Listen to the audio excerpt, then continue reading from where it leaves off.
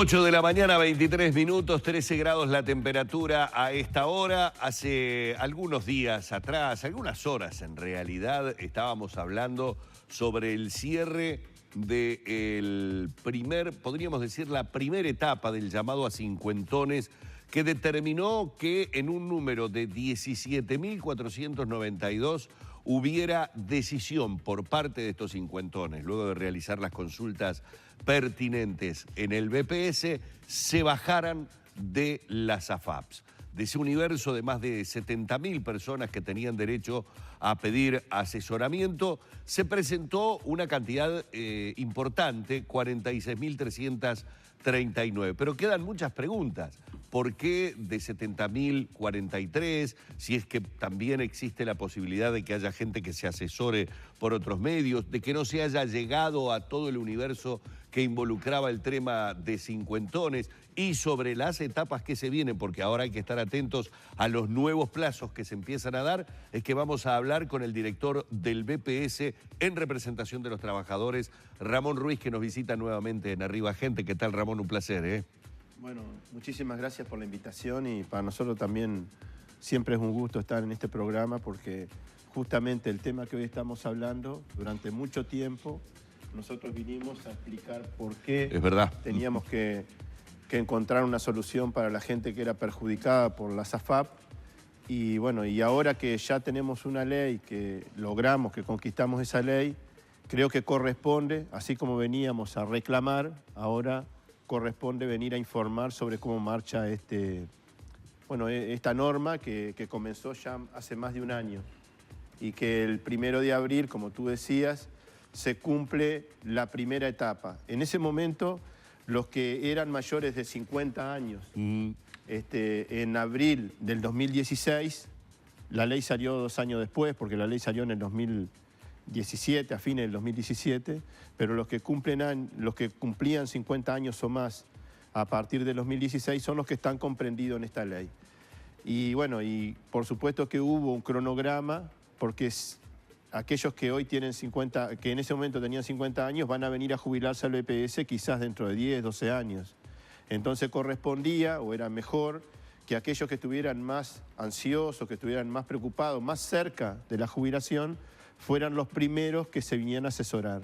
Por eso, a partir del 1 de abril del año pasado, las personas mayores de 58 años de edad, eran las que tenían la posibilidad de asesorarse. Ahora, en este momento, los menores de 58 años empiezan a asesorarse a partir del 1 de abril de este año. ¿Menores de 58 años hasta qué edad? Sí, en el 2016 esas personas tendrían que haber tenido más de 53 años. Más de 53 al 2016, todos los comprendidos. Hoy más de 56 años. Claro. ¿No? Porque ya pasaron 3 años en aquel momento. Pero de todas maneras, por si alguien está escuchando y entre tanta información tiene alguna duda, puede llamar al 0800 5060, que en ese número hay un sistema de información donde, ingresando el número de cédula e ingresando la fecha de nacimiento, en forma automática se le dice si la persona está comprendida dentro de la ley y en qué momento tiene que venir a asesorarse. ¿Eso también se puede hacer a través de la web? A través de la página web. Si uno en cualquier buscador, en internet, pone BPS, en la página del BPS, una de las primeras noticias que tiene el BPS, en la página de portada, podríamos decir, cuando uno abre la página del BPS, hay información sobre los cincuentones, y dentro de esa información está la posibilidad también de informarse, pero además de poder agendarse para recibir el asesoramiento.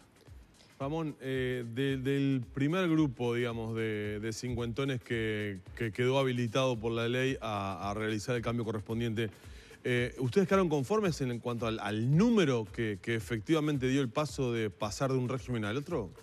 Bueno, nosotros, primero, en varios medios de prensa hemos dicho de que todavía no es momento de hacer un balance de la ley, porque la ley en realidad fijó un cronograma, como informábamos recién, de 3 años. O sea que nosotros tenemos que esperar a ver qué ocurre en estas 2 etapas que restan todavía, en la que ya empezó el 1 de abril y en la que empieza el 1 de abril del año que viene.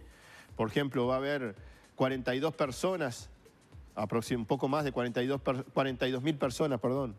Un poco más de 42.000 personas. Para ser más exacto, 42.741 son las personas que este año, hasta el último día de marzo del año que viene, pueden venir a asesorarse. Y en el último año de este cronograma, o sea, el tercer año, la tercera etapa, 44.696 personas tienen la posibilidad de asesorarse. El tema es que seguramente no todos van a venir y no todos van a decidir irse. Entonces, cuando culminen la tercera etapa del cronograma, ahí vamos a hacer un balance final. Pero creo que es muy importante, o sea, es atinada y es oportuna la pregunta.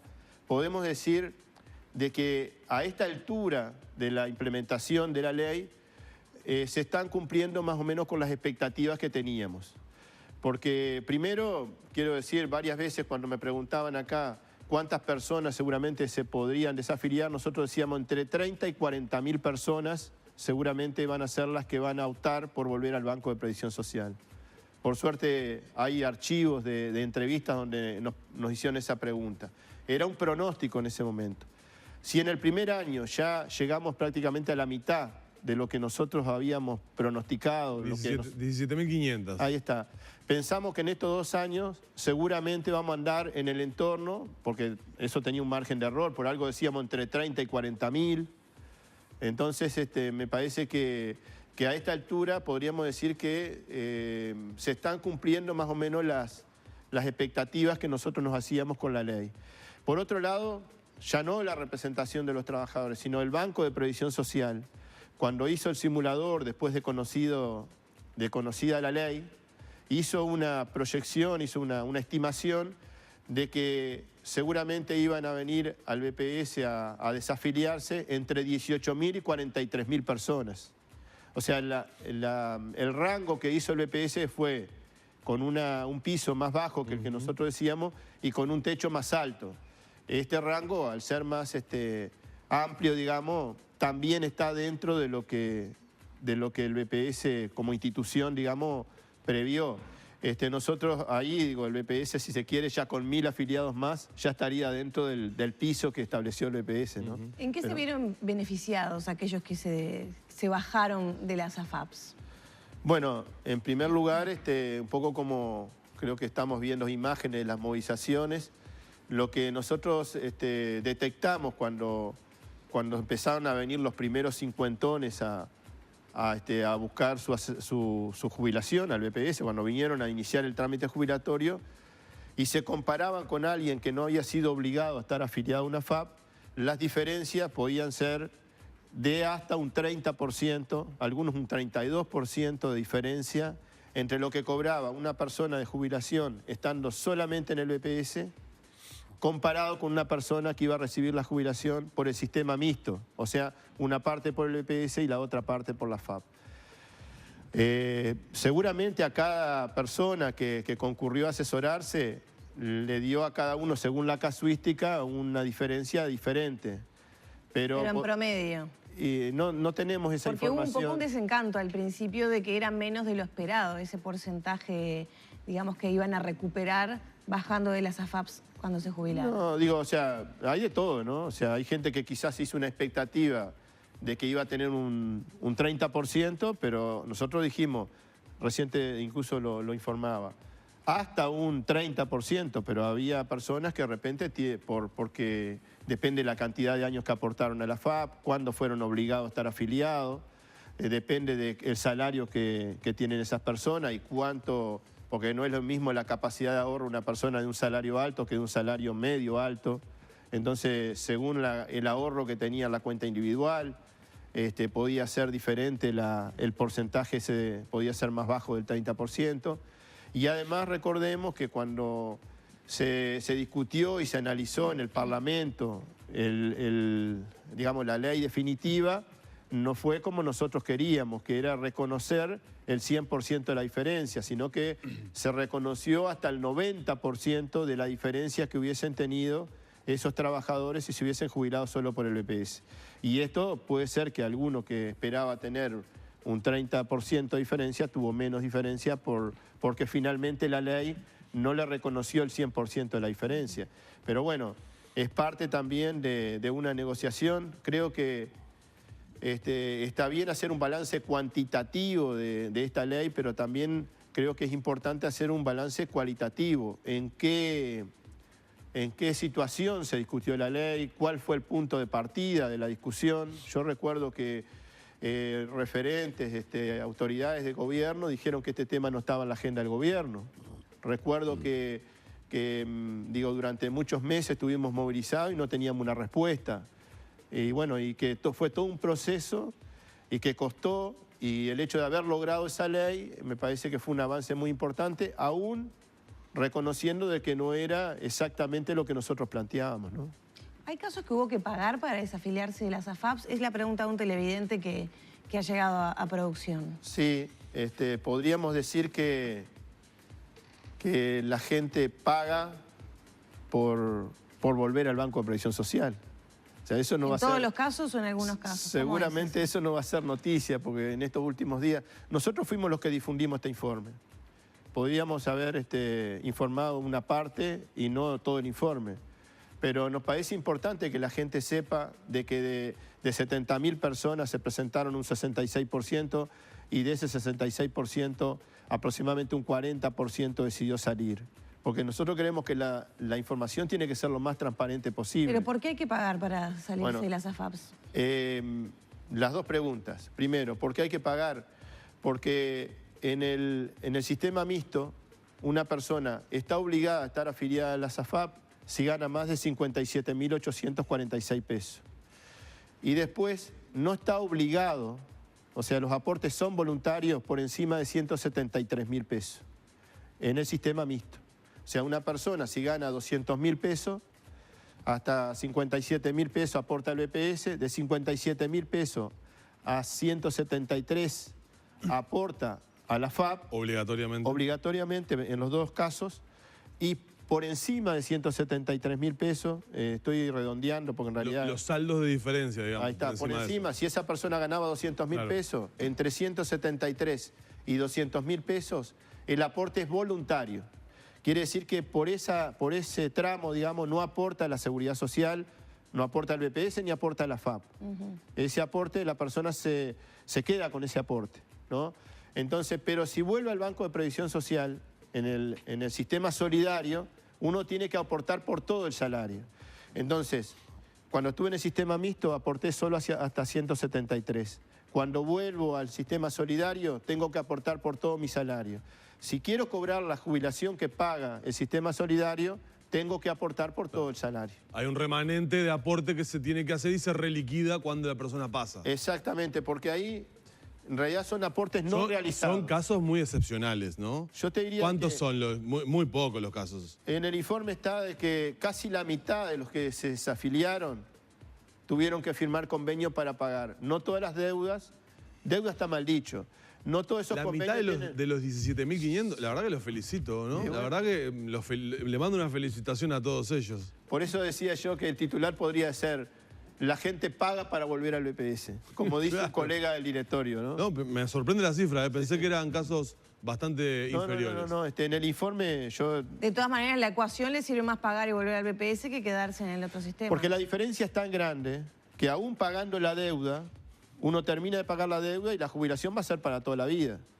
Entonces, es tan grande la diferencia, por eso cuando hablamos de un 30% del monto de la jubilación, la persona de repente ahí lo que hace es mira cuánto tiene que pagar y mira cuánto va a ser la diferencia y de repente va a tener... Claro, con una expectativa de vida amplia le sirve hacer ese convenio, pagar esa diferencia, ese saldo y poder tener los aportes jubilatorios mayores, repente, claro. Durante 5 años, o durante 72 meses, la persona va a pagar una cuota que incluso es mucho menos que la diferencia que tiene a favor, ¿no? Entonces, la misma diferencia absorbe el pago y luego queda, por supuesto, el 100% de la diferencia.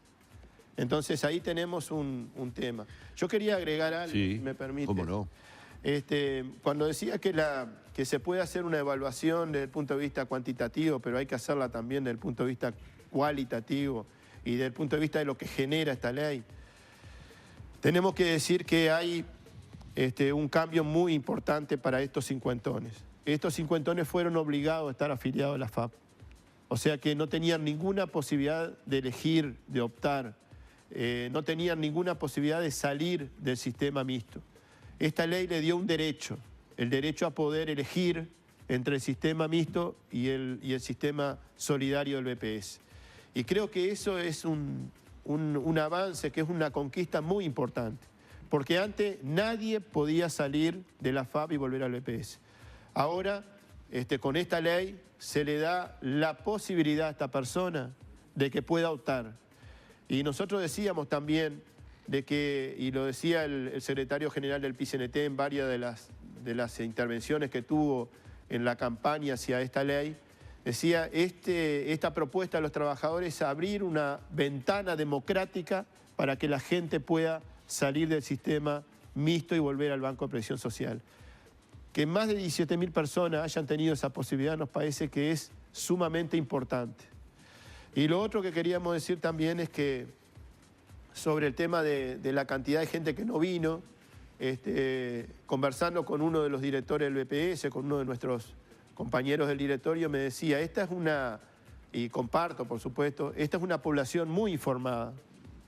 Una persona que tenía un salario muy alto, sabía que tenía cuánto y sabía que tenía que devolver aportes y quizás ni siquiera vino a hacer la consulta porque no le sirve volver. Es tanta la cantidad de aportes que tiene que devolverle al BPS que en ese caso le sirve quedarse. Y ni siquiera vino a recibir el asesoramiento. Y además esta ley no salió de un día para la mañana, de la noche para la mañana, sino que hubo durante 3 años una discusión muy importante, un debate muy importante a nivel sindical, a nivel político, que ofreció una información muy amplia sobre este tema. Y bueno, y eso hace que muchas personas casi como que tienen las cartas vistas y ni siquiera necesitaron asesorarse, ¿no? Uno, redondeando un poco lo que ha sido todo este tema, Ramón, y más allá de que estamos haciendo un análisis de una primera etapa, esto continúa, va a alcanzar a un universo también de unas decenas de miles de personas y continuará. A uno le queda igualmente la sensación que todo lo informado no fue suficiente, como que es un tema tal vez engorroso, complicado, en el que a los uruguayos los embarcaron en un determinado momento y que faltó verdaderamente el poder casi que hacer como una información puerta a puerta, ¿verdad? Que realmente le quedara clara a la gente cuáles eran sus derechos, en qué se estaba perjudicando, con qué situaciones se iba a encontrar. No sé si lo compartís de alguna manera. Sí, yo lo comparto, por supuesto, porque en estos días, nosotros hicimos los últimos días hicimos una campaña para decirle a la gente, no dejes pasar la oportunidad. Mirá que a partir del 1 de abril ya no vas a poder, si sos mayor de 58, ya ahora una persona más de 58 años no puede venir a agendarse. Y cada vez que de repente cuando llegamos a nuestra casa tarde, en la noche, en estos días, una de las cosas que nos preguntamos es, no va a pasar mucho de que vamos a ir a una actividad y alguien va a decir, yo tengo 59 años, me puedo desafiliar, claro, y ahora no va a poder. O sea, debe haber mucha gente que no tomó conciencia, que dejó para lo último, que quizás se les pasó el tiempo y que no tomó el asesoramiento y de repente ahora no va a poder salir del sistema. Nosotros dentro de las cosas que venía a informar hoy, venimos también a hacernos de alguna forma una autocrítica. Quizás es alguna de esas personas que no vinieron a asesorarse, o quizás incluso alguna de las personas que se asesoró y decidió quedarse en el sistema mixto, es producto también a veces de las carencias organizativas y las carencias de comunicación que el propio equipo de representación de los trabajadores... No, pero por falta de información no fue, porque creo que este tema, como pocos, se informó ampliamente y sostenido en el tiempo por todos los medios de comunicación. Pero el tema es, como decía recién, como decíamos acá recién, lo complejo que es para entenderlo. O sea, es que la seguridad social, el sistema de seguridad social es complejo, digo. De repente hay gente que por ejemplo, una cantidad de personas que son cincuentones, se afiliaron voluntariamente y son cincuentones. no van a poder desafiliarse por esta ley porque esta ley es para los obligados. Claro. Entonces, tenemos, y cuando hablamos de este tema, por ejemplo, hay una cantidad de cincuentones que fueron obligados por un mes y después nunca más se pasaron de 57.846 pesos. Esa persona, yo no sé si se sintió convocada, porque esa persona piensa que ella está en el BPS, si gana menos de 57.000 pesos. Claro. Y de repente en algún mes, en alguna oportunidad, se pasó por 56. Y ese está dentro de los 70.000. No es que los cincuentones, esos 70.000 cincuentones, todos los días, todos los meses están aportando al sistema FAP. Y por otro lado, a mí me da un poco de impotencia ver cuando un trabajador me dice, me dio lo mismo, por eso me quedé en el sistema mixto. O un trabajador que dice, mira, me dio un poquito más, pero me quedé en el sistema mixto porque era tan poca la diferencia que me quedé en el sistema mixto. Y nosotros ahora, a mitad de año, vamos a hacer otro informe sobre una de las variables que tiene el cálculo de la jubilación por la FAP, que se llama tasa de interés técnico, que con esa tasa de interés técnico se calcula la renta vitalicia. Y esa tasa de interés técnico surge de una curva de rendimiento que la hace el Banco Central y que la publica cada 6 meses. Y desde que se creó esa curva de rendimiento, la tasa de interés técnico viene bajando y con eso se rebaja la jubilación por el sistema privado.